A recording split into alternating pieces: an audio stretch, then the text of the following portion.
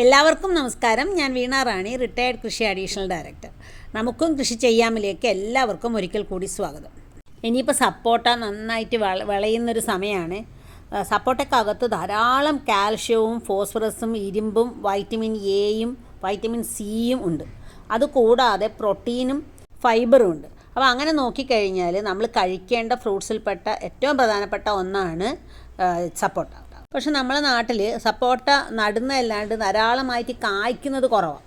കായ്ക്കാൻ പറ്റിയൊരു കാലാവസ്ഥയാണ് നമ്മുടെ നാട്ടിലുള്ളതെങ്കിലും പലപ്പോഴും നമ്മൾ സീഡ്ലിങ്സ് ആണ് നടുന്നത്. അതിന് പകരം നമ്മൾ നടേണ്ടത് ഗ്രാഫ്റ്റഡ് പ്ലാന്റ്സ് ആണ്. ഗ്രാഫ്റ്റഡ് പ്ലാന്റ്സ് എന്ന് വെച്ച് കഴിഞ്ഞാൽ വളരെ പെട്ടെന്ന് കായ്ക്കും. അതേപോലെ തന്നെ സപ്പോട്ട സീഡ്ലിങ്ങിൻ്റെ ഒരു പ്രശ്നം എന്ന് വെച്ച് കഴിഞ്ഞാൽ ആ സ്ഥലം മൊത്തത്തിൽ അങ്ങ് സ്പ്രെഡ് ചെയ്യും. അതേപോലെ തന്നെ ഭയങ്കര ഹൈറ്റും ആയിരിക്കും. ഗ്രാഫ്റ്റഡ് പ്ലാന്റ്സിന് അത്ര പൊക്കം ഉണ്ടാവില്ല. അതുകൊണ്ട് തന്നെ നമുക്ക് ഹാർവെസ്റ്റിംഗ് വളരെ ഈസി ആയിരിക്കും. അല്ലെങ്കിൽ വലിയ മരമായിട്ട് എന്താ കാര്യം, അത് മുഴുവനും വവ്വാൽ കൊണ്ടുപോകും. എന്നിട്ട് പിന്നെ നമുക്കത് തിന്നാനും പറ്റില്ല, ആകെ പ്രശ്നമായിരിക്കും. അപ്പോൾ ഏറ്റവും നല്ലത് ഗ്രാഫ്റ്റഡ് പ്ലാന്റ്സ് നടുന്നതാണ്. അതുപോലെ തന്നെ വെറൈറ്റീസും വളരെ പ്രധാനപ്പെട്ടതാണ് കേട്ടോ. Cricket ball, Coimbatore 1, oval, Badami, Baramasi, Calcutta round, PKM 1 തുടങ്ങിയിട്ടുള്ള അത്യുൽപാദന ശേഷിയുള്ള ഇനങ്ങളുടെ ഗ്രാഫ്റ്റ് തൈകൾ നടുന്നതാണ് ഏറ്റവും നല്ലത്. ഇനിയിപ്പോൾ നമ്മൾ വീട്ടിൽ ഒരു സപ്പോട്ട നടണമെന്നുണ്ടെങ്കിൽ ഏറ്റവും പറ്റിയ സമയം മെയ് ജൂൺ മാസം തന്നെയാണ്. അതായത് വലിയ കടുത്ത മഴ വരുന്നതിന് തൊട്ട് മുന്നേ നടുക. മഴ വരെ നമ്മൾ നന്നായിട്ട് അതിനെ ഇറിഗേറ്റ് ചെയ്യുക. നല്ല ന്യൂട്രിയൻ സ്റ്റാറ്റസ് ഉള്ളത് കൊണ്ട് തന്നെ നമ്മൾ സപ്പോട്ടയ്ക്ക് വളം ചെയ്യുമ്പം വളരെയധികം ശ്രദ്ധിക്കണം. പലരും ചെയ്യുന്ന എന്താ പറയുക, സപ്പോട്ട നടൽ മാത്രമേ ഉള്ളൂ, അതിനാവശ്യത്തിനുള്ള വളപ്രയോഗം നടത്താറില്ല. അപ്പോൾ നമുക്ക് എന്തൊക്കെയായിരിക്കണം സപ്പോർട്ടൊക്കെ കൊടുക്കേണ്ടത് നോക്കാം. ആദ്യം നമ്മൾ ഒന്നാമത്തെ വർഷം 25 കിലോഗ്രാം പൊടിഞ്ഞ കാലിവളം, അല്ലെങ്കിൽ ആട്ടിൻ കാഷ്ടം, കോഴിക്കാഷ്ടം, കാലിവളം, ഇത് എല്ലാം പൊടിഞ്ഞതായിരിക്കണം.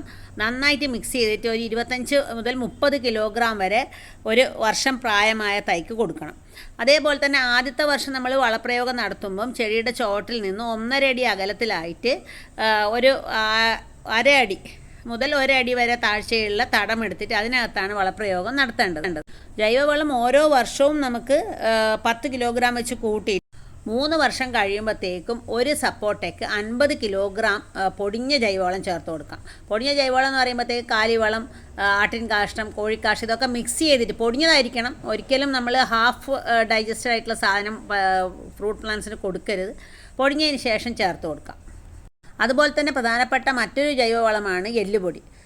എല്ലുപൊടി അല്ലെങ്കിൽ രാജ്ഫോസ്, ഇത് ഏത് വേണമെങ്കിലും ചേർക്കാം. ഒന്നാമത്തെ വർഷം 1 കിലോഗ്രാം ചേർക്കാം. 3-ാം വർഷം ആകുമ്പോഴത്തേക്ക് 2 കിലോഗ്രാം എല്ലുപൊടി ചേർത്ത് കൊടുക്കണം, അല്ലെങ്കിൽ രാജ്ഫോസ് ചേർക്കണം. ഇല്ലെങ്കിൽ ഫോസ്ഫറസിൻ്റെ ആവശ്യകത, കാരണം സപ്പോട്ടക്കകത്ത് കൂടുതലായിട്ടുള്ള ഒരു ഇൻഗ്രീഡിയൻ്റ് ആണ് ഫോസ്ഫറസ് എന്ന് പറയുന്നത്. അപ്പോൾ നമ്മൾ മണ്ണിൽ അത് ചേർത്ത് കൊടുത്താൽ മാത്രമേ ചെടിക്ക് അത് ലഭിക്കുകയുള്ളൂ. മണ്ണിൽ ഫോസ്ഫറസിൻ്റെ അവൈലബിലിറ്റി ഉണ്ടെങ്കിൽ പോലും അത് വലിച്ചെടുക്കേണ്ട രൂപത്തിലല്ലാത്തതാണ് ഏറ്റവും വലിയ പ്രശ്നം. അതുകൊണ്ട് തന്നെ രാജ്ഫോസ് ചേർത്ത് കൊടുക്കുന്നതാണ് നല്ലത്. ഗ്രാഫ്റ്റഡ് പ്ലാന്റിന് ആദ്യത്തെ 3 വർഷം അത് പൂക്കുമെങ്കിലും അതൊരിക്കലും കായയിലേക്ക് മാറാനുള്ള ഒരു അനുവാദം കൊടുക്കരുത്. കാരണം നമ്മളത് നുള്ളി മാറ്റണം. പകരം 3 വർഷം കഴിഞ്ഞ് നല്ല ഗ്രോത്ത് കിട്ടിയതിന് ശേഷം 3-ാം വർഷം മുതൽ കായ പിടിപ്പിക്കുന്നതാണ് ഏറ്റവും നല്ലത്. ഇതിനായിട്ട് നമുക്ക് 2-ാമത്തെ വർഷം ഒരു 1/2 കിലോഗ്രാം പൊട്ടാഷ് ചേർത്ത് കൊടുക്കാം. 3-ാം വർഷം ആകുമ്പോഴത്തേക്ക് നമുക്കത് 1 കിലോഗ്രാം വരെ പൊട്ടാഷ് ചേർത്ത് കൊടുക്കുന്നതാണ് നല്ലത്. ജൈവവളങ്ങളൊക്കെ തന്നെ മെയ് ജൂൺ മാസത്തിലും ഓഗസ്റ്റ് സെപ്റ്റംബർ മാസത്തിലുമായിട്ട് 2 തവണയായിട്ട് ചേർത്ത് കൊടുക്കുക. അതായത് 50 കിലോ എന്ന് പറയുന്നത് 25 വീച്ചായിട്ട് കൊടുത്താൽ മതി. അതേപോലെ അത് ശ്രദ്ധിക്കേണ്ടത് വെച്ചാൽ കാലവർഷത്തിന് തുലാവർഷത്തിന് തുടക്കത്തിലായിട്ട് തന്നെ കൊടുക്കണം. അതായത് മഴ വരുന്നതിന് തൊട്ട് മുന്നേ ആയിട്ട് കൊടുക്കുന്നതാണ് ഏറ്റവും നല്ലത്. ശരിക്കും പറഞ്ഞാൽ നല്ല വളർച്ച എത്തിക്കഴിഞ്ഞാൽ മരത്തിൻ്റെ ചോട്ടിൽ നിന്നും 1 മീറ്റർ അകലെയായിട്ട് ഒരടി താഴ്ച, അതായത് 30 സെൻറ്റിമീറ്റർ താഴ്ചയിൽ തടങ്ങൾ തുറന്നിട്ട് വേണം വളപ്രയോഗം നടത്താൻ.